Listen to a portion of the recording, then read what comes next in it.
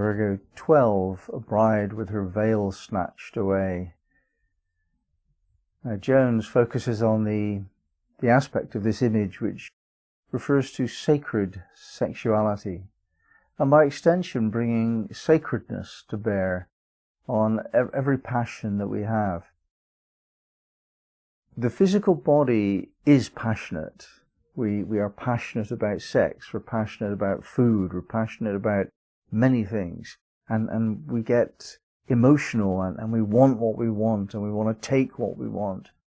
And sometimes, like for example on the wedding night, it's very appropriate indeed to take what you want. Very appropriate to snatch and to grasp opportunity in the moment. Failure to do that would be foolish. It would be evidence of lack of courage, lack of knowledge, lack of spontaneity, lack. So there are times when it's really appropriate to snatch. But we have to make sure that we know that those times are indicated. Because if we push forward when it's just not the right time, that amounts to an invasion, an intrusion, and in the worst case, a rape. It's not okay. We have to make sure that there are permissions for us to act when we want to do something. So we're extending this well beyond the image of sexuality now into other behaviors. How do we know that it's okay to do what we want to do? What are the clues that tells us it's okay to take? And intuition is not enough, usually. Not if it involves another person. It can be. It's not a total exclusion, but usually you need better clues than that, physical evidence. And the best version of that are words. People will say the truth, what they want, usually. Not always, but usually. And like no means no, for example. But let's make this more subtle. Let's say Peter says to you, I have just become a father. And you respond by saying, oh, how is Mary, his wife, who's just had the baby? And that seems like polite, gentle conversation. But it's not. Peter has said, I have just become a father. He has initiated a conversation about Peter, about fatherhood. And for you to change the conversation and to talk about Mary and motherhood is an intrusion. If Peter says, Mary has just had a baby, then it would be appropriate for you to talk about Mary. But you've missed the point. If he wants to talk about fatherhood, that's what's in his mind. There are subtle clues like that in what people say. I was talking to a man who was discussing whether he wanted to marry this woman he loved. And I said, well, is this the woman with whom you feel the full commitment to have babies and so on? And he said, oh, I'm fully committed to her in so many ways. And I just said, fully committed in so many ways. That's not fully, is it? I heard what he said because I listened. And he thought that he was saying, I feel really committed to this woman. But actually, he was saying, no, I'm not committed. There are some ways in which I'm not committed to her. That's actually what he was saying. And because I heard the words he used, I was able to open the conversation the way unconsciously he was directing it.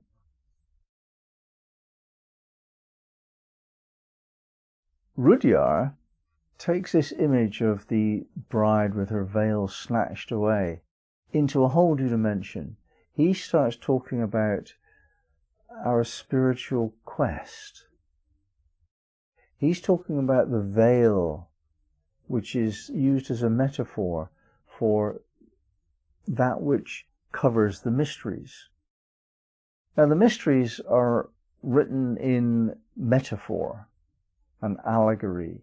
They hint at the truth. They do not specify knowledge. They allow the possibility of the student to interpret creatively and to make up their own minds about how the specific expression of the wisdom operates in their lifestyle. This is necessary because the mysteries cannot be grasped by logic alone, nor by intuition alone, it must be said. So what we have to do when we're studying any of the mysteries, whether it's Sabian Mysteries or tarot or astrology or magic or witchcraft, whatever we're studying, the same attitude applies.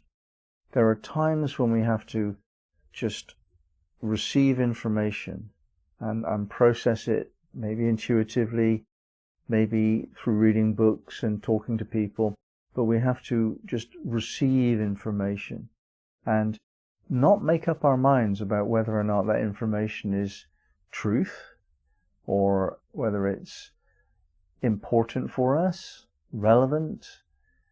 It could be false. It could simply be inappropriately timed, out of context. The truth of a teaching is not absolute in itself. It's always contextual. So there are some exceptions to the rules usually. And it is perhaps taught in a general sense, so this is generally true. But there will be some exceptional people for whom it is not true. And even a teacher cannot really tailor the wisdom to the student one-to-one, always. Much better chance if you're with a guide to have a guide who's able to tune into what you need to understand. But if you don't have a guide, then you need to work that out for yourself. And so you need to have this sensitivity to the implications within what you're learning. However, there comes a time when you've received enough knowledge, you've contemplated enough, you've meditated, you've discussed, you've read books enough, and there comes a time to strike. You have to snatch away the veil, and you have to say, that is what I give as a meaning to this knowledge. You have to make up your mind what it means. If we're studying astrology, 1,000 commentators, 10,000 commentators have said, this is what Virgo means, that's what Leo's all about. And many of them are wrong, many of them disagree, a lot of them are too subtle for the students to understand, a lot of them are too everyday and ordinary for it to be meaningful. It's a tangled mess of opinion and charlatanism and silliness. You can't learn very much from the books alone. What you have to do is to take the bits that you have taken and process them and then make a choice. And this is the snatching away of the veil. You have to choose what it means. You have to make a decision and stay with it and make that work. Esoteric knowledge is not simply passive. We're not interested only in other people's opinions about the nature of reality. That takes us so far, but it doesn't take us to the final job here. The final job here is to use this knowledge to build your own life, to create something new, a new world. And that world will only be built on your interpretations.